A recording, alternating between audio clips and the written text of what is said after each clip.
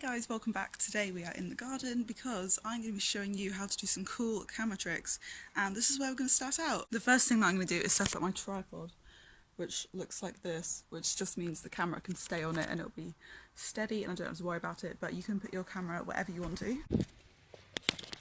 So for my first trick, I am going to make it look like I can go into one part of the garden and come out of another, just like magic. And this is how you do it.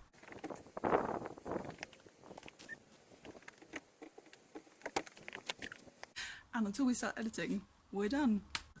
Okay, here we go, time to edit. So this is just the really basic editing app that comes with the laptop. I haven't bought anything special for this. Okay, so there I am running off to the first location. I poke out and go back in again. And now we're going to delete all of the next footage of me going to the next location. So what we're left with is me walking past and then going out of shot again. And then we keep doing that until we have the final product, which looks like this.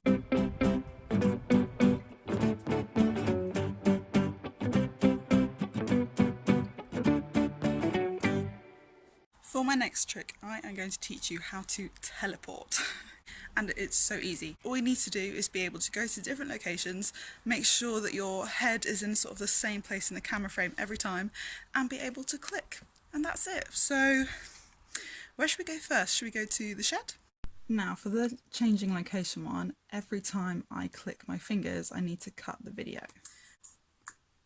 Okay, there we go, we've got the click, so we need to cut that there.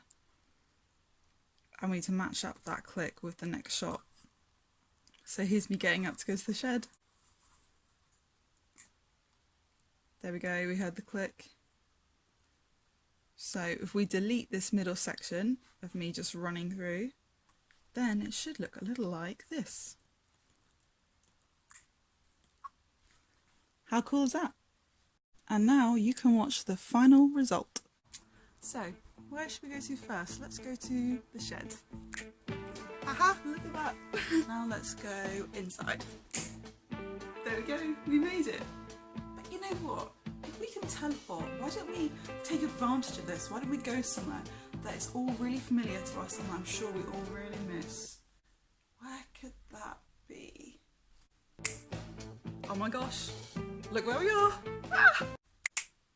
And we're back home. Now for my final trick, I'm going to teach you how to do another smooth transition, but this time we are going to change our appearance, and it's so easy. So we've set up the tripod, we're going to make sure that we're in frame the same kind of way every single time, but instead of clicking, this time we're going to put our hand over the lens of the camera and you shout and we will be transformed. So every time I cover up the camera, and on this bit you'll see me where I go and put the glasses on, so we don't want to keep this bit in there. My hand's covering the camera. No glasses. Glasses. And we're just going to keep doing that for all of it. So, what should we change first? How about a different t-shirt? Sunglasses? And it needs one more thing.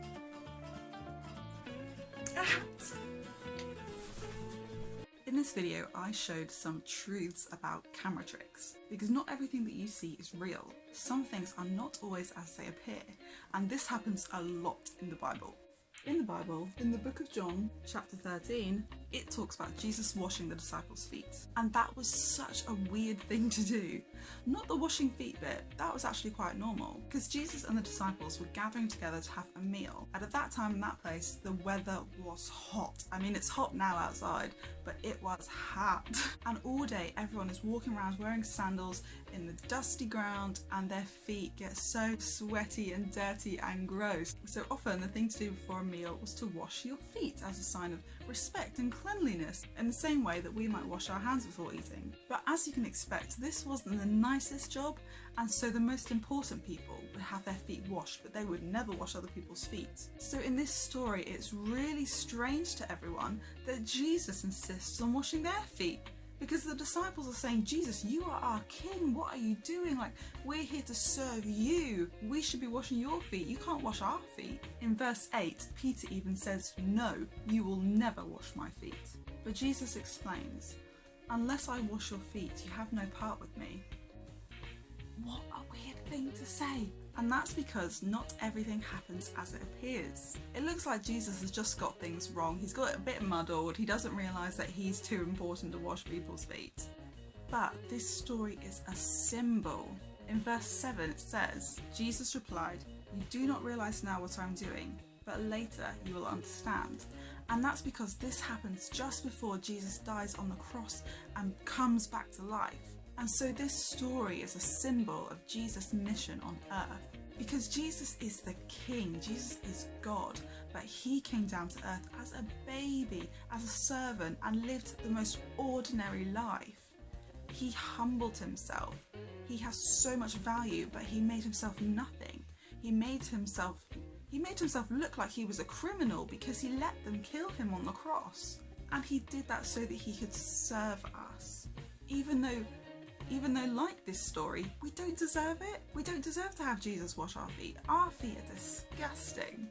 And in this story, our feet represent our hearts, because our hearts can be really dirty and really gross because we do things that aren't good. All of us, me too. And Jesus offers us a fresh start, a clean start. But Jesus' heart is so pure and so clean that he shouldn't be washing our dirty ones. But he does it because he loves us. And the amazing thing is, once Jesus has started to explain this a little bit to Peter, he responds by saying this, "Then Lord, not just my feet, but my hands and my head as well." He finally starts to get it. And when he does, he says, "Jesus, I'm all in then. If this is what you're doing, if this is your plan, I don't just want to put a little bit in. I want to put all of me in, because I trust you completely. I trust you with everything. I am all in." So, time for you to have a little think. How much are you going to put in? How much are you willing to trust Jesus in this plan? Are you all in?